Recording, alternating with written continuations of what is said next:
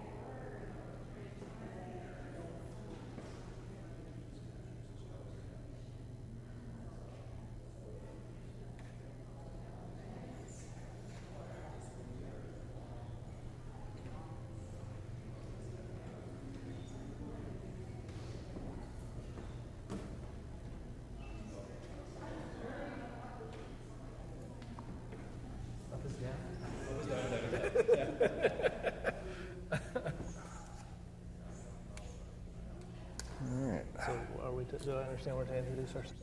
Yes. Should we go ahead? Yeah. Okay. Yeah. Start? Sure.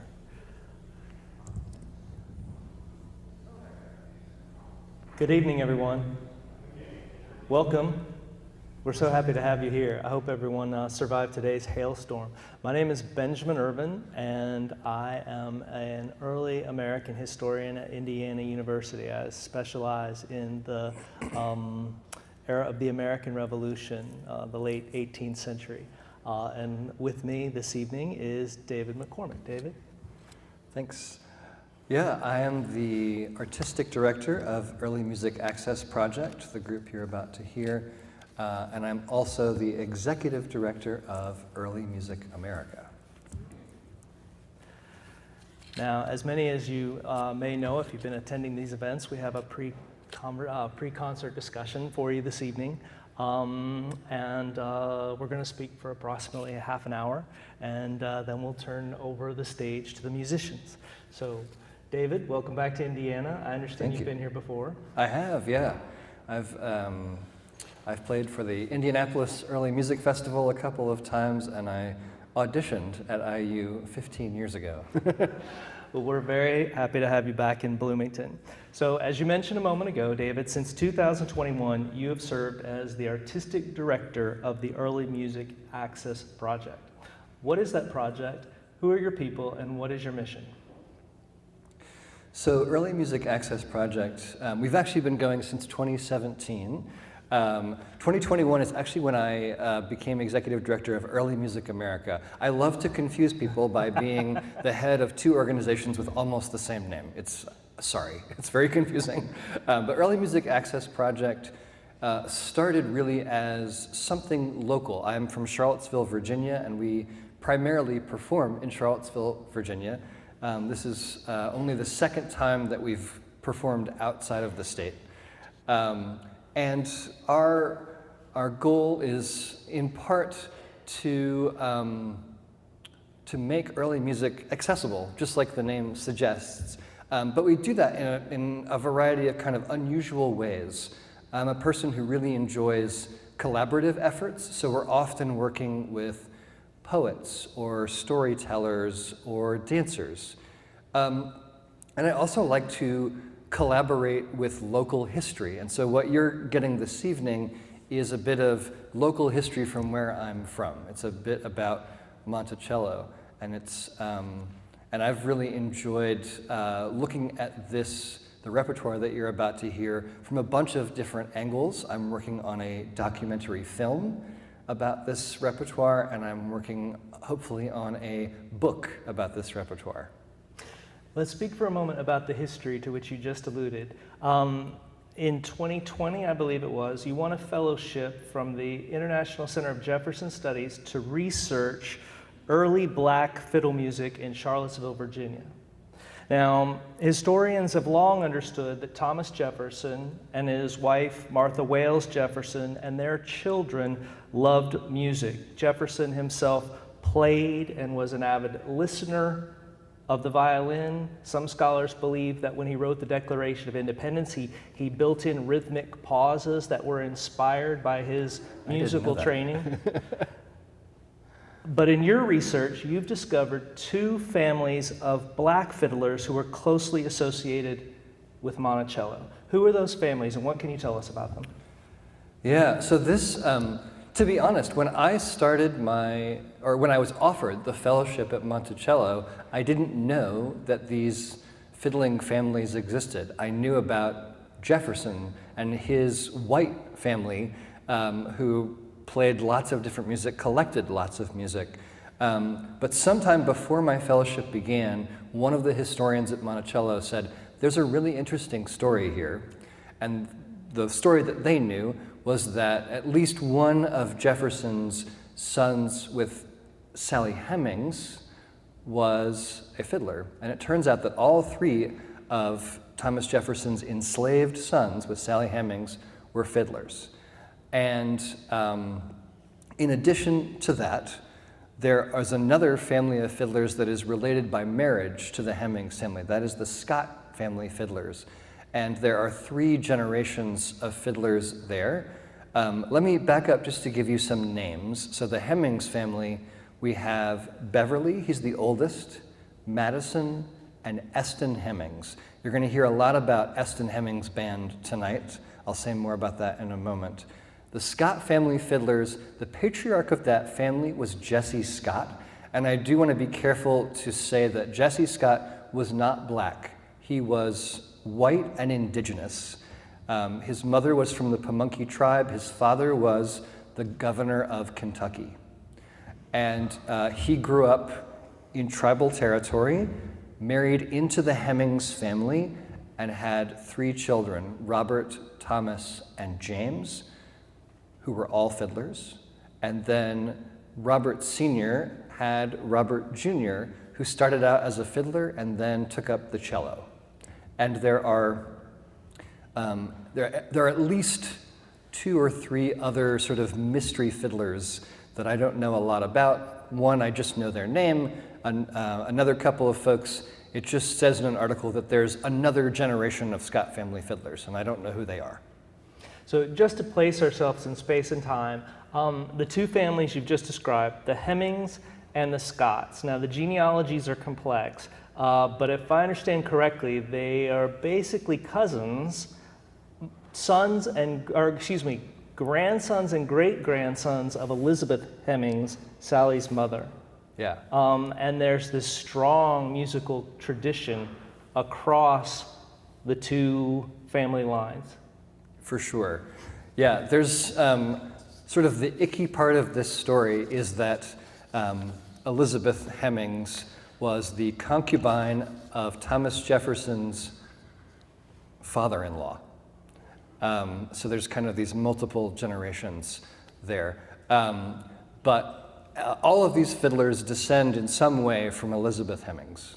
I think there may be a family tree in the program notes. There might be. I know that I was asked to provide one. I don't know if it made it into the program notes.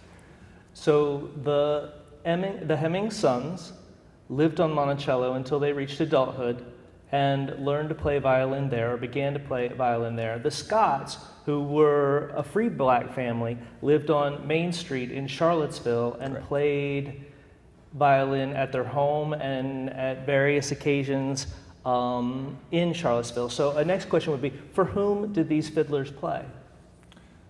That's a great question.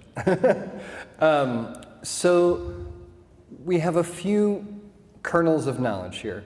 Beverly, this is the oldest Hemmings boy, we know from a quote that he would play for dances held at Monticello by the granddaughters of Thomas Jefferson. And something very interesting, I was recently interviewing someone at Monticello about those dances, and I have been staring at the same quote for 6 years, and it didn't occur to me. The word pavilion here, if you know anything about the construction of Monticello, there are these 2 sort of very small rooms on either side of Monticello that are sort of connected to Monticello by a long walkway. And they're really small, and that's where the dances were. So these were, intimate affairs. They probably took the bed out of the pavilion and had the dances there. We don't know a lot about where Madison Hemmings played. We do know that Eston Hemmings, when he moved to Chillicothe, Ohio, formed the Eston Hemmings Band. He was playing fiddle. Graham Bell was playing the clarinet, and Wambaugh was playing the bass viol. And they would play for all of the dances and balls throughout Chillicothe and neighboring towns. They were very popular. The Scotts were extremely popular in Virginia. They played for every college graduation. They played for every sitting US president. They played for Lafayette's visit to Charlottesville. They played at the Cool Springs Barbecue Club, which was a place where former Confederate soldiers, by the time the Cool Springs Barbecue Club existed, it was post-Civil War. And so they were playing for the Cool Springs Barbecue Club with a bunch of former Confederate generals. They would play at the Mineral Springs throughout Virginia, which is where white Southern elites would come from all over the South to heal themselves at these mineral springs. So they were very busy playing everywhere. They were extremely popular at the University of Virginia. My McCormick family dates back from that period in that area, and so I have a lot of confidence that my great-great-great-grandfather heard the Scott family fiddlers in Hotel C next to the Rotunda at UVA. I'm grateful for that answer because it reminds us, especially when you were talking about former Confederate soldiers, it reminds us that though Thomas Jefferson is integral to this story, in many ways the legacies of the Hemmings and Scott's families as fiddler players carry well into the 1800s, certainly through the antebellum period, and as you suggested, into the second half of the century. So these are 19th century lives. For sure, yeah. There are 3 generations of fiddlers here, so there's a lot of history to cover, and you're going to hear that in tonight's program. There's everything from Playford dancers to Playford dances to mazurkas, basically.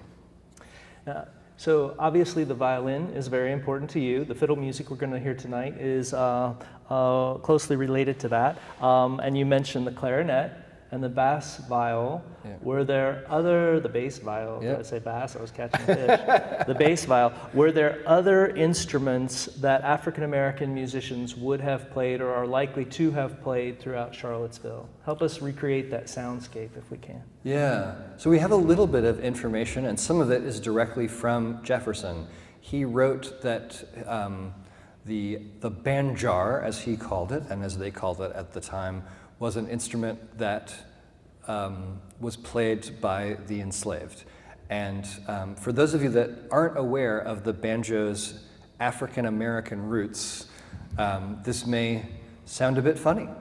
You may be used to thinking of the banjo as part of a white tradition of old-time music, but that sound, that instrument really comes first from sort of various African sources, but sort of became standardized in the Caribbean and became an African American instrument.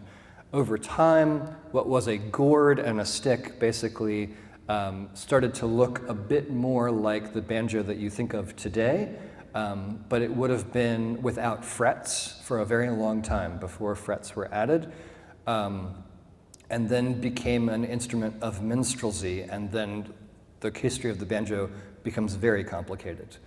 But none of the Scotts or Hemmings played the banjo.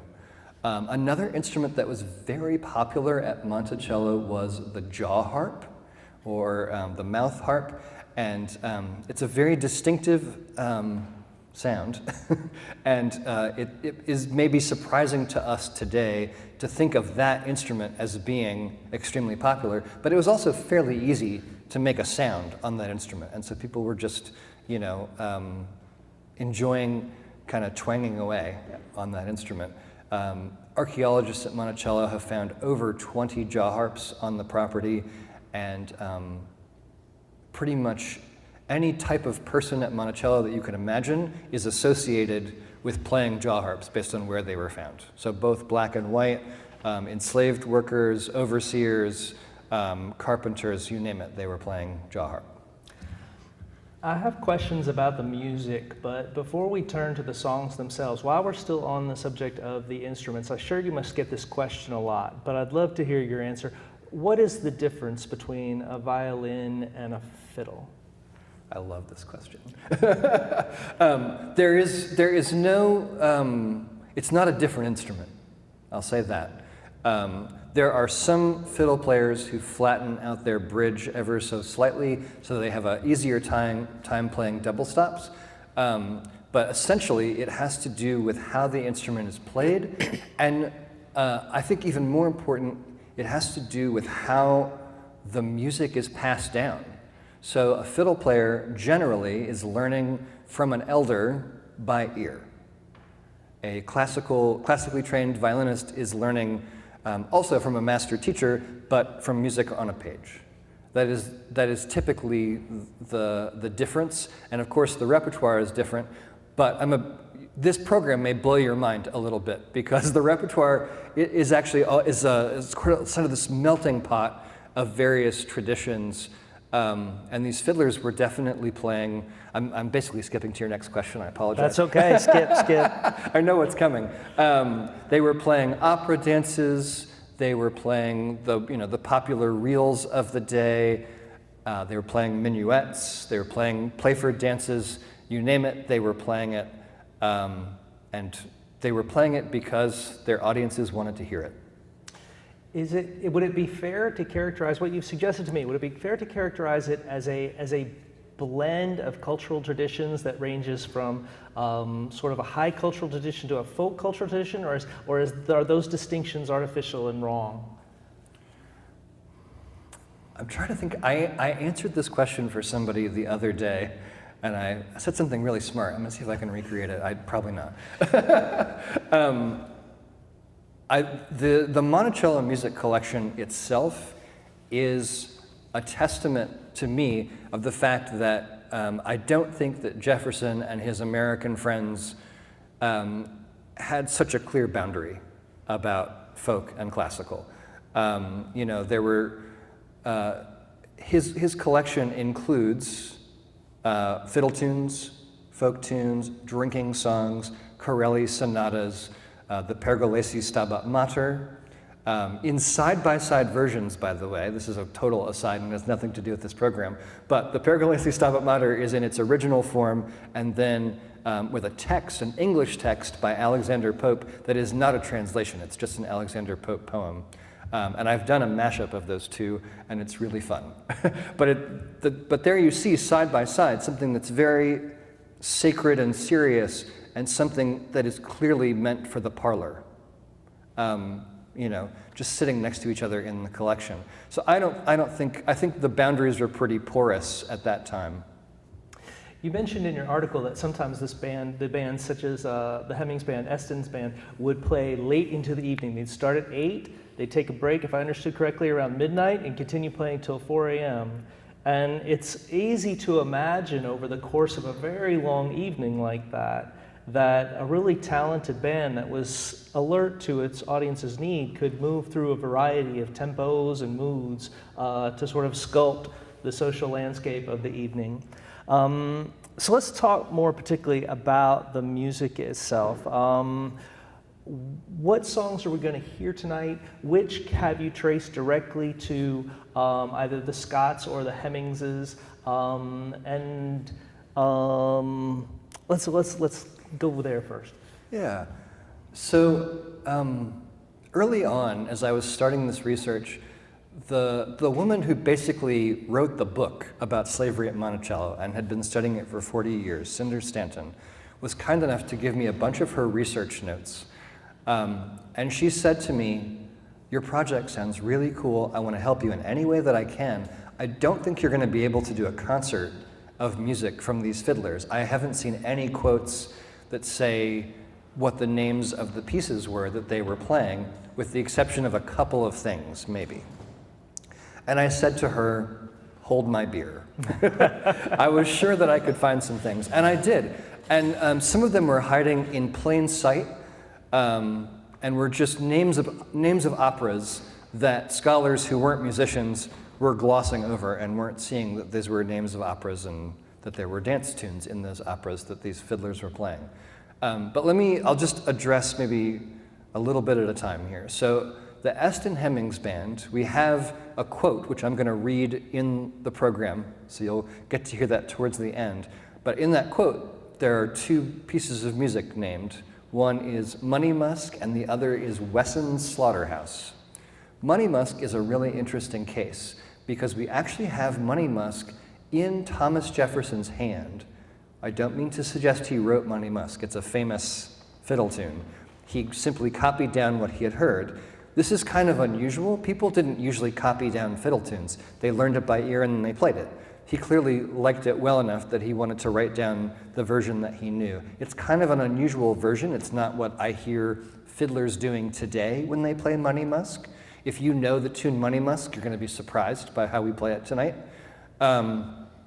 And we know, as I just mentioned, that Eston Hemmings played Money Musk. So that's a clear lineage here from father to son. But I want to be very clear, Thomas Jefferson was doing everything in his power to avoid it looking like he had enslaved sons. He did not want anyone to know. So I assure you, he was not teaching his sons how to play fiddle, but I'm sure that he was, in some ways, making sure that they were equipped to do so. I think he was very proud, in some ways, that his sons were fiddlers, like he was. They were also carpenters like he was, so there's an interesting correlation there.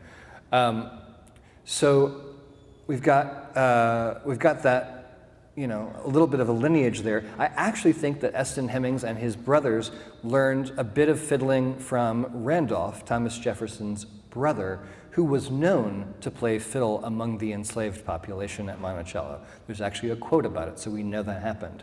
I also think that Jesse Scott was the right age and in the right place at the right time to be teaching both his sons and the Hemmings boys. So there's some indication there of how they were learning these tunes. I've gotten a little off track, but when it comes to the Eston Hemmings Band, we have this lineage of bands in Chillicothe, where he moved, and we know that the Hunter boys were in the generation after Eston Hemmings and had almost the exact same instrumentation of their band, and we know a lot about what they played. So you're going to hear some things tonight that were played by the Hunter boys, like Home Sweet Home and Put Your Little Foot, and I bet some of you know those tunes.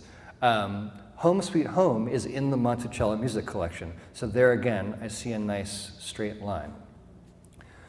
With the Scott family's fiddlers, there's much more information. There are these names of operas that they played dance tunes from, and I was very lucky that in looking at the scores of these operas, it's actually pretty obvious what the dance tunes that they played were. There aren't that many dance tunes to begin with, but you get a real sense of what would have been the things that people would have wanted to dance to from these operas.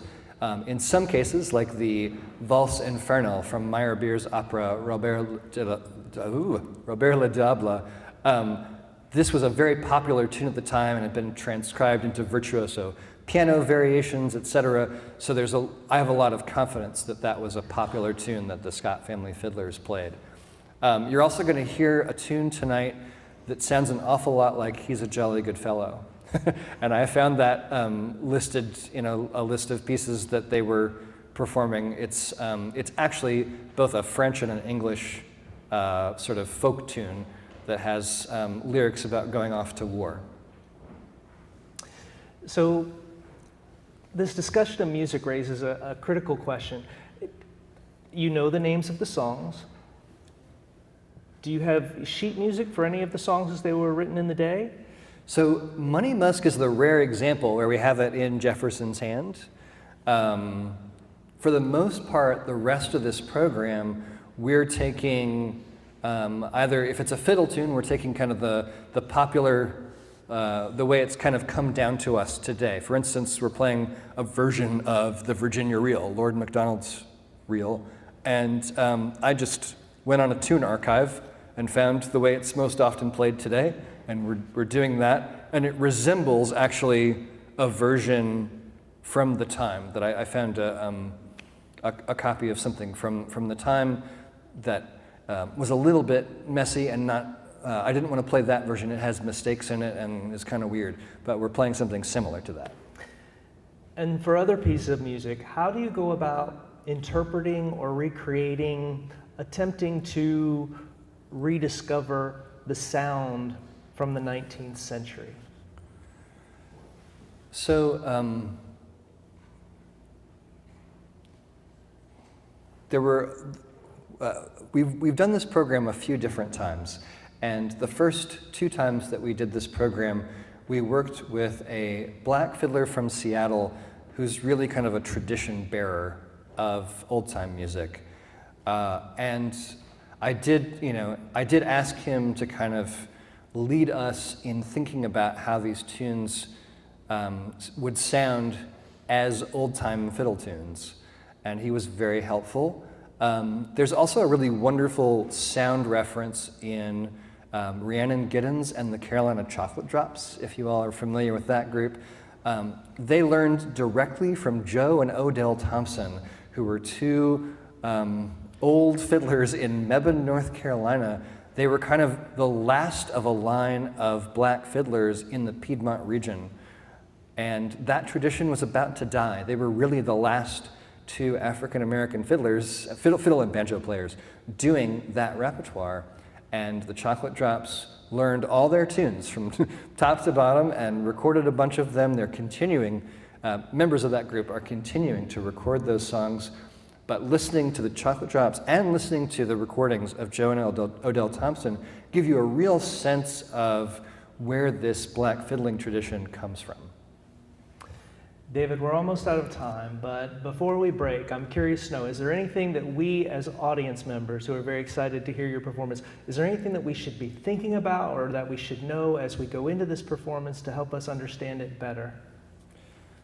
Yeah, I think maybe the biggest thing to know is that whatever you're expecting to hear tonight is probably going to be different than what you actually hear. If you came to hear a concert of high Baroque music, you're not going to hear that. If you came to only hear fiddle music the way you think of it as old-time music, you're not quite going to hear that either. You will hear a bit of that, but there is this sort of hybrid thing that happens with this repertoire, in part because of these opera dances that we know that they played. We've tried a bunch of different ways to play these opera tunes, and you can't fully turn them into old-time tunes. They are still opera dances, and they were definitely playing for these really sophisticated balls, right? And so I think the style is somewhere in the middle here, and we're trying to find that middle ground between sort of the Baroque and classical music of the day and the folk tunes of the day. And it's not been easy, and I'm not sure we've really found the sound, but we found something that's really fun. Thank you so much, David. We're all looking forward to it. Thanks.